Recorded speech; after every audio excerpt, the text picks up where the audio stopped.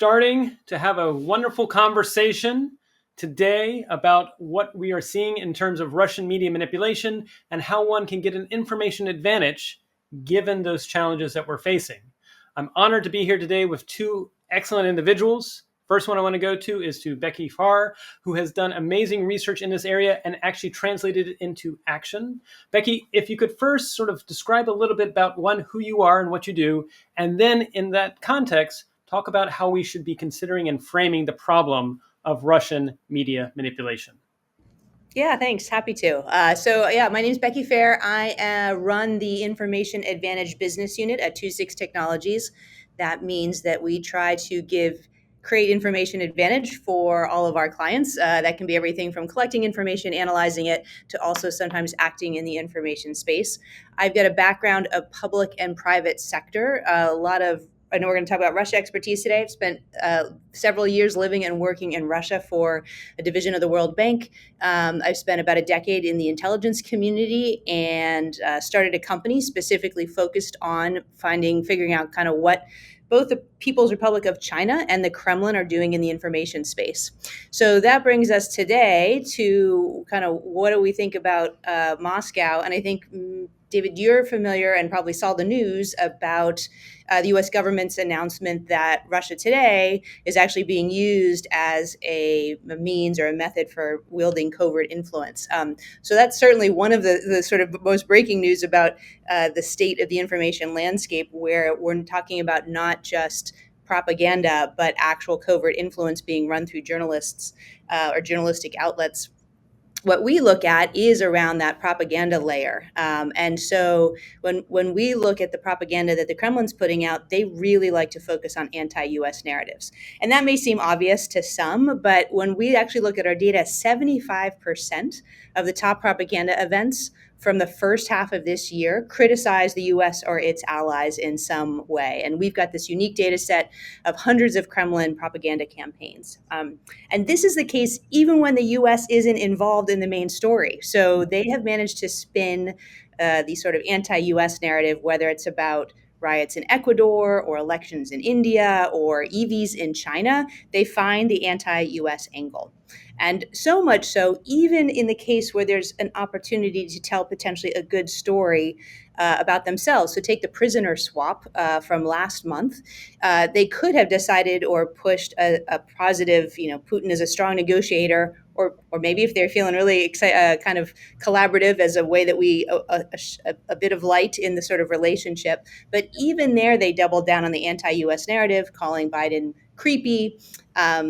They choose negative narratives about the West over positive narratives about Russia almost every time. So it's a sure sign that you can expect kind of any headline that you see in sort of major news outlets, they're going to be looking for that anti-US spin. Excellent. And I really appreciate that, Becky, in terms of both setting the stage as to the problem we're facing. And like you said, it doesn't seem like at any chance there's ever a chance for any sort of shared win. So that then sets the stage for Katrina. Katrina, you've also done a lot of work researching these. And I was wondering, Katrina, if you could do the same in terms of both introducing yourself and your work. And if you could tell us a little bit more about what do we mean by the top propaganda campaigns. Hi, thanks, David. My name is Katrina. I'm a senior Russia subject matter expert at 26. I've been with the team for about 2 years and lead our efforts on the Media Manipulation Monitor team to research Russia's information operations. And when we say top propaganda events, what we mean is the top 0.1% of all Kremlin messaging campaigns. So then what is a propaganda campaign or a messaging campaign? That's when a set of accounts post about a particular topic, such as the prisoner exchange, within a defined period of time. Usually in our case, that's a couple of days. We track hundreds of Kremlin-affiliated accounts on global social media and then use machine learning techniques to automatically identify thousands of campaigns and their post volumes. That's how we're able to identify the top 0.1% of propaganda campaigns. Excellent. Well, and that shows there's a rigorous methodology, and that helps inform then the big question that I'm going to now go to Becky and ask Becky. So I mean, given that it doesn't seem like there's ever going to be, at the moment, some chances for maybe some shared mutual positive messaging, if it's always going to be negative messaging that's anti-West, how do we possibly achieve an information advantage given that sort of environment that we're facing? Oh, and Becky, you might be muted. I'm sorry. No worries. Yeah, so this is where data comes into play, and the data that Katrina was talking about in terms of the database. Because if you look at any one propaganda campaign in isolation, you're likely to think that Moscow is, a master at some sort of inventive narrative that will always keep us on our kind of on our toes, or will always be in a reactive mode. And that puts us in the mindset of debunking misinformation or disinformation as it arises. And we should certainly be thinking about debunking. It's an important tool. But really what you want to do is get ahead. And so one of the great things is when you have data and you can analyze, like we do hundreds of propaganda campaigns over time, you start to see patterns. And one of the things that we realized is that Moscow's messaging is highly predictable. You don't have to react, you can get ahead. So as I said earlier, 75% of the data that we've looked like, 75% of the time, they're going to be pushing an anti-US message. So breaking news, if we're thinking about defense, on breaking news, speed becomes paramount. And in this case, we have an advantage because we know or can anticipate that the majority of the time they're going to go anti-US. So we don't really have to think about what they're going to do. We can kind of anticipate it ahead of time. So anything we can do to get the sort of US's line out early means we're less in a position where we have to debunk and more in a proactive thing, even when the story is moving fast. And this, it's not clear why Russia can't kind of get off the dime on the breaking news as much, or go positive, or always goes anti-US. It could be red tape. Certainly, we all our own struggle with our own red tape about getting messages approved. It could be that many of the top news stories in the world don't have Russia involved in them, and so there's not a pro-Russia angle to take. But regardless, because we can anticipate and because we can look at patterns previously, we can use that to our advantage to get out the story first and not trying to wait to see what Russia's going to say or what the Kremlin's going to say. So that's one.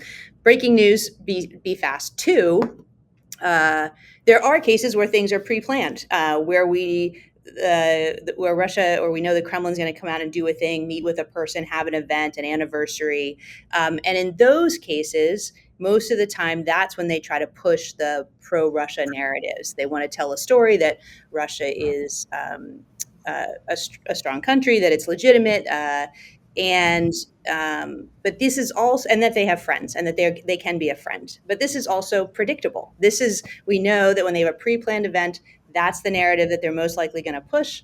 And so we can keep tabs on the real world events and anticipate that there's going to be a pro-Russia thing. And this is the time to bring out the truth. So if it's pre-planned, it's something that we know is going to happen. Bringing out the truth is a great way to set the stage ahead of that pre-planned event. So these examples we've seen of declassifying information, the great one, before the Ukraine invasion was a prime example, right? We knew this thing was going to happen. We declassify. When I say we, the U.S. government declassifies information ahead of time. And that we lead with the truth, and we're ahead of this pre-planned thing, and that gets ahead of the anticipated narrative that Russia is going to be a friend and Russia is doing all the good things. I think other ways are to partner with folks that have publicly and or commercially available data that we can use to tell the truth out there, for all of the things about authoritarianism, their economic weaknesses, how they are an unreliable partner. And that gives the global populations that they're trying to affect or meet with, and our partners, information they need to make their own choices. So that's the second one. So first one is on defense, breaking news, speed. Second one is for pre-planned events, tell the truth based on facts. And for third, I would say using local languages. So we'll probably talk about this a little bit later, but the Kremlin's certainly using local languages to get their story out. We want to do that too. And speaking in the local language can be an advantage for us. The US in particular has some great translation software, which is awesome. Pair that with some cultural expertise, and you can really make a message sing and be relevant. So defense, breaking news, and speed. On offense, look for those pre-planned events and lead with truth. And then thirdly, really think about using local language and local cultural contexts to make the message resonate.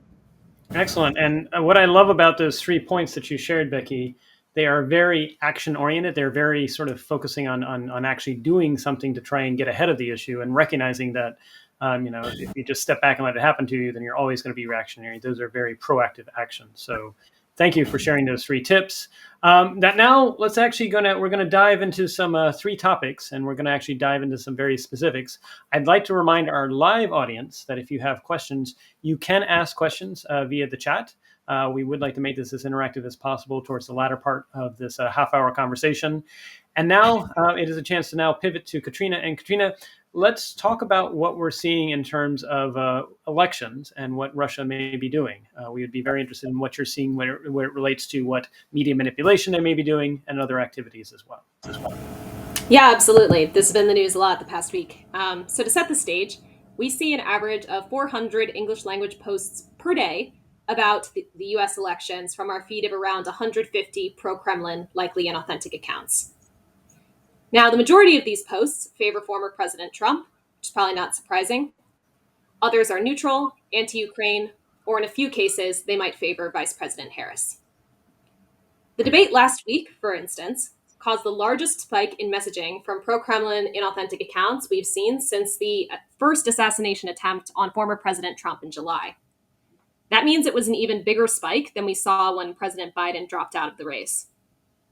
And the narrative that these inauthentic accounts were trying to share related to the debate was portraying the debate as rigged. More specifically, they promoted disinformation narratives that Vice President Harris was using an earphone as her earring, and also that she had received the questions in advance. And we see these kinds of narratives not just on regular social media, but also as part of paid advertising. For instance, our tool is able to capture pro-Kremlin, likely inauthentic advertising on Facebook, and there we see ads that are attempting to imitate Americans pushing divisive issues. We know the US government is tracking this. The DNI's Foreign Malign Influence Center has written about it, for example, and our data is in line with their findings. But this story about inauthentic influence doesn't capture the complete picture. Moscow's strategy is actually quite subtle. And this part of it, the story, is often not portrayed in media reports about the topic. Moscow is seeking to keep its influence footprint as small as possible, an attempt to avoid detection and protect Moscow's reputation as much as it can. So how do we know that? First off, around 95% of the inauthentic posts we observe about US elections are retweets, not original posts. That means that Moscow is trying to inauthentically boost the positions it agrees with, not necessarily trying to inject its own narratives into the information environment. Probably because if it injects its own narratives, that's easier to detect. We actually saw this as well with the US government reports released last week about how Moscow sought to launder its narratives through US-based influencers. So instead of directly sharing its messages, using US voices to promote its narratives. And speaking of those accusations, actually, Moscow went out of its way to deny them. Those denials prompted the second largest spike we've seen in Moscow's messaging about the elections since President Biden's withdrawal. The second largest after the debate last week. And in messaging about that debate, official Kremlin accounts kept their posts primarily factual, in stark contrast to the inauthentic messaging I talked about that spread all the kinds of disinformation. We see this factual messaging about elections from official Kremlin accounts, not just in response to US elections, but actually in response to elections around the world. We've tracked 30 elections so far this year across all different continents and find that Moscow's messaging about these elections is primarily neutral. Again, from official accounts. So what does all this mean? It means Moscow is vulnerable to the perception that it interferes in elections. It tries to hide its election interference and attempts at influence, even as the US and other actors continue to expose it. That means that when we expose it, we can help undermine Moscow's hypocrisy. Its statements that it cares about sovereignty and non-interference in other countries' affairs. And we do, as I've mentioned several times here, we do see that the US government is exposing these kinds of campaigns, and other actors are as well, private actors, nonprofits, and so on. But the dozens or hundreds of accounts we often see associated with these exposés are only the tip of the iceberg, and probably less than the tip, realistically. Our system is able to identify around 1,000 new pro-Kremlin inauthentic accounts every single month, and we still believe we're only capturing the tip of the iceberg. That's why we need to not just identify, but also quantify and contextualize this inauthentic influence systematically. We need to do that so that we can prioritize resources in the fight against inauthentic influence and disinformation. Very helpful. And I was wondering if I could ask a real quick rejoinder before I go to Becky on another topic, because I'm pretty sure one of the questions that's probably formulating in the minds of our audience, if you're able to share, without obviously going into specifics, because of course that might be giving too much information, how do you, in your methodology and using your tools, begin to identify what is probably a Russian-associated account that is attempting media manipulation, including if they're not doing posting of content, but they're amplifying or re-amplifying that content? Can you share some of the broad brushstrokes without going into any of the specifics that might be more proprietary? Sure. So in broad terms, we have ways to identify accounts that are spreading pro-Kremlin narratives, not necessarily just about the elections, but about a variety of topics.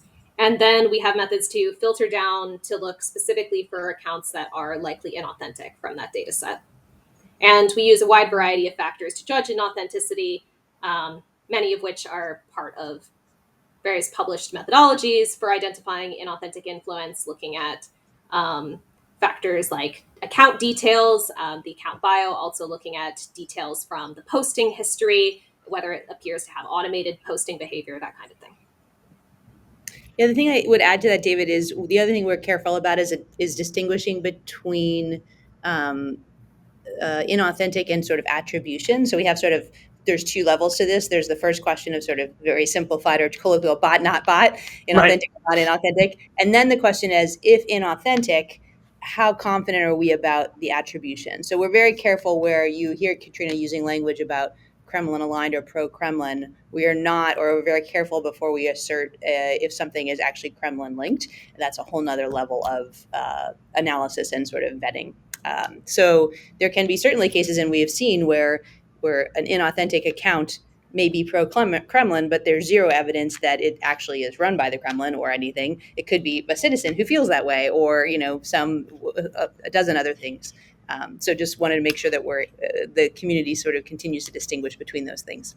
Very helpful, and what I love about that is, one, you're absolutely, as you said, you're spot on. There's first, is this authentically a human or not? But then if we have discerned that it's not a human, or it's something that is somehow semi-automated in terms of the inauthentic approaches that it's doing, assigning the actual attribution is a lot harder and would be a different methodology than trying to distinguish if this is authentic or inauthentic. And what I love is all the examples you gave is it's in general understanding the patterns of life, and does this look like a pattern that would be associated with something that was more authentic versus not, which is actually a good setup for now to circle back to you, Becky, and say, obviously there's sadly some conflict continuing in Gaza, and it does seem to be unfortunately a hotbed of media manipulation, including those that may be pro-Kremlin messaging. Could you tell us a little bit about what we may be seeing coming out of Gaza? Yeah, it is that's a tough spot for all the reasons, and this is a place where Moscow's really stepped up and tried and invested in changing its narrative, and in some ways a sort of a propaganda priority for them. So they have really tried to take this and used it to criticize the West. They've authored tens of thousands of posts about the war, portraying U.S. and Israel as unpopular warmongers and as provoking these sorts of things. And not only that, but we've seen them shift resources, so actually move resources. One of the ways that we see that manifest itself is that Arabic is now the top language of all of Moscow's or all of the Kremlin's global messaging. It's not English, it's not Russian, it's not French or Spanish, it's actually Arabic is the number one. So that's really, and that is a change from what we've seen before. Again, the value of having longitudinal data. So for example, the way we see that kind of in a concrete example in the Israeli operations in the West Bank earlier in September, Moscow authored about 300 posts on that sort of campaign alone. That put it in about the top 1% of the Moscow propaganda campaigns that we've been monitoring. And those posts kind of portrayed Israeli operations as unjustified acts of aggression and the Palestinian resistance as heroic. Again, more than 80% of those posts were in Arabic. So that's really a place that Moscow's leaning in with, again, back to where I started with a lot of using it for a lot of that anti-US messaging, and leaning hard into applying and pushing their messages out in the local languages. Excellent. And I'd like to remind our audience, if you have questions, please chime in. I am going to ask a question that has surfaced to you, Becky, before we go to Katrina with a third topic that we'll explore, which is you mentioned longitudinal data, which it's obviously important. That time series is important. How data intensive is that, and how necessary is it to have the right tools to make sense of it and avoid drowning in data? If you can share sort of like, again, without going into some of the specifics, but if you can share some details as to how do you make sense of all the data using tools? Yeah, and I should say, I don't mind going into specifics. I think the community should be asking more questions, or the world should be asking more questions about data. And I think that certainly there's some proprietary things, sure, but like we should be able to say where the provenance is of our data and how we get our data and how we're analyzing our data. I think it's important for all of us as we're in this space to understand sort of the how we draw our conclusions the way we do. So. We very much believe in the value of and have invested in the value of consistent curated data streams. So particularly when we're talking about media and especially social media, I don't know, 95% of it, frankly, 98% of it doesn't matter. Still a lot of it to the kinds of things we're trying to track, right? Cat videos and other sorts of things. And so we're trying to get down to closer to the signal. So we have a smaller stack of hay, if you will, to find the needle in. We're not targeting per se, but we're still interested in these topics we're talking about: Ukrainian, the invasion of Ukraine, Gaza, elections, these sorts of things, which are still only a fraction of what's talked about on the internet, if you will. So when we think about curation, we think about sort of people that are talking about these topics or topics in general that we'd be interested in. And then we build a system so that we can follow those folks and people that are also talking about that they interact with over time. And so we have data going back in some cases, 5-6 years across different topics in different countries. That curation is important, and we because it gets us more signal, but we don't pull it. And it also means that we don't then have to wade through a whole bunch of stuff and do a whole lot of work on trying to figure out what exactly are the right search terms to weed out the difference between an apple that we eat versus Apple the company, or a color that related to various apples. And again, then you have to do all of those things, but by winnowing down and getting better quality data at the front end, the analytics that you then apply, particularly now in the world of large language models and other sorts of things, become much more effective, much faster, because you're not churning through as much noise and the data is labeled better. That said, we also open up your curation, because in the world of manipulation, you never know what's actually going to become a topic that needs that a given country or organization wants to manipulate. So something totally benign that you might think is not related to national security or commercial security or anything may become a hot topic. So we both want people talking about topics, but we want enough noise in there that whenever these unexpected sorts of things will come up, we've got the content. Excellent. And that's a very impressive overview. And I appreciate you going into specifics, as I know our audience does too, because that helps to understand both, like you said, the value of curated data And like you said, having enough diversity in it so that, you think that these are what we're seeing, but being ready for in case there's a pivot or a new topic du jour that pops up. Which now sets the stage for our third and final topic. We've got about 6 minutes left. Katrina, I was wondering if before we go to wrap up, you could talk a little bit about Ukraine and what we're seeing. I know I was recently at events with NATO, and we saw there were some responses coming from that seemed to be pro-Kremlin messages regarding long-range missiles and being provided to Ukraine. I was wondering if you could share what we're seeing with media manipulations involving Ukraine. Yeah, for sure. Yeah, going back to what Becky was talking about with Gaza, you would think that if Moscow could completely overhaul its messaging strategy, start posting more in Arabic and so on, in order to influence narratives about the war in that area, it would put even more effort into trying to influence narratives around its own war on breaking news topics like the use of these long-range missiles. But we actually see that that's not necessarily the case.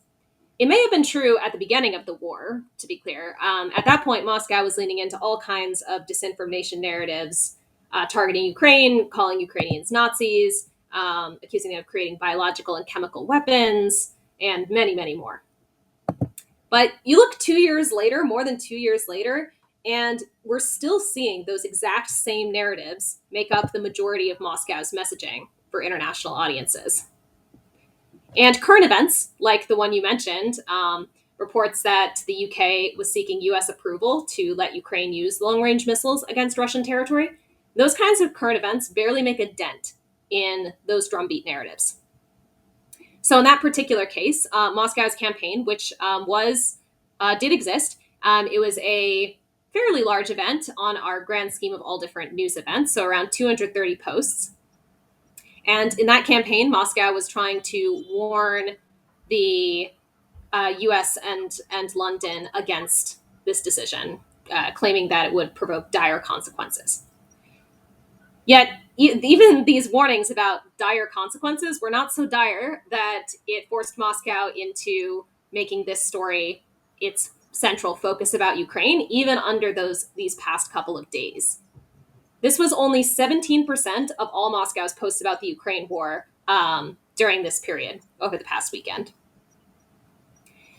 So we see this kind of pattern for many different tactical developments. They're usually just a small fraction of Moscow's overall messaging about Ukraine, which continues even amid major developments to focus on stale anti-Ukraine narratives. This is probably because Moscow's main messaging goal remains trying to justify the war for international audiences. That said, that's only on the international side. We also, Becky mentioned curated collection. We curate not only feeds of accounts targeting international audiences, but also accounts within Russia. And there the picture's very different. Moscow's goal is not necessarily to justify starting the war, probably feels like it's already done that, but instead to show enough progress to justify continuing the war. Within Russia, anti-Ukraine narratives actually take a backseat. They're going to be around 10% of messaging.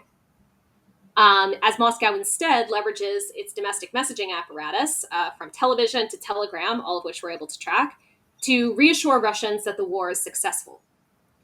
And those narratives are pretty hard to push when Kyiv has actually captured Russian soil. So Kyiv's advances in Kursk, I think, present quite a new messaging opportunity. And that's especially the case now, a few weeks into that offensive, when Moscow's daily post volumes on Kursk have fallen more than 60%, probably as Moscow is trying to draw attention away from those developments, which of course it has not been able to completely solve quickly, just as it wasn't able to completely secure victory in Ukraine in the first few weeks in 2022. Now, you might think that counter-messaging like this would fall on deaf ears in Russia, and I do admit it does seem like an uphill battle, but I think there's at least a sliver of room for hope. For example, if you search for Moscow on Vkontakte or VK, Russia's most popular social media site, the very top result, a page with millions of subscribers, still has a No to War banner as its cover image. I think that shows that there's still at least some anti-war sentiment inside Russia, even if it's repressed and hidden.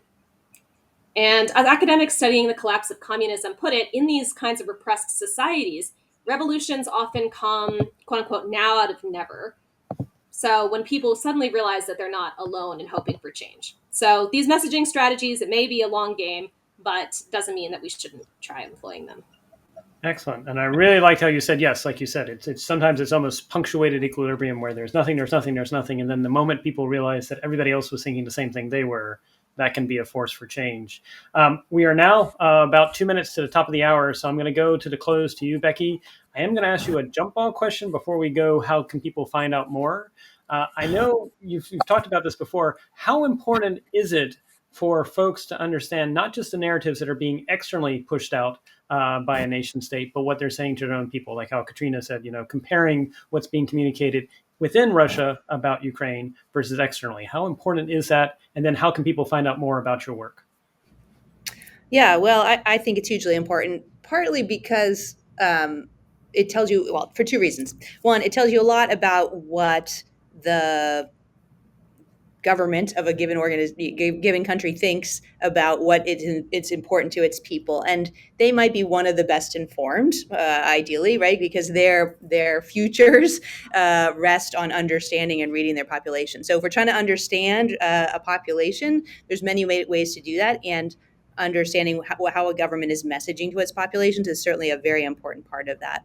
And two, the internet doesn't mind or pay attention to geographic boundaries. So while we think about physical geographic boundaries, information moves across borders. As much as we like to think that, and maybe governments try to keep things at their virtual border, even if we go to like the Great Firewall for China, like it is porous because people want to hear about Taylor Swift, and they have created technology to move Taylor Swift stories across these boundaries. So just because something is on a given platform doesn't mean it's not moving between platforms.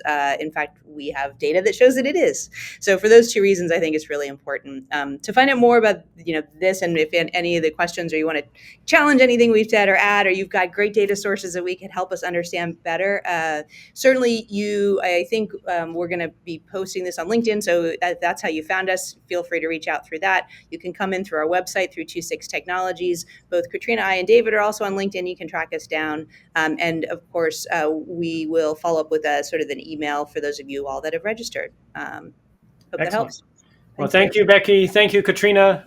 To everyone that's listening to this conversation, do please reach out because this is a chance to actually both get ahead of the curve. And as you've heard, it is possible to get ahead of the information advantage, have an information advantage relative to what's happening. The first step is, of course, to be aware, and then to actually plot out the strategy and then have the data drive those decisions. Again, I want to thank Becky and Katrina. And again, thank you for the insights you've shared. To our audience, please be bold, please be brave, and most importantly, please be benevolent. Thank you.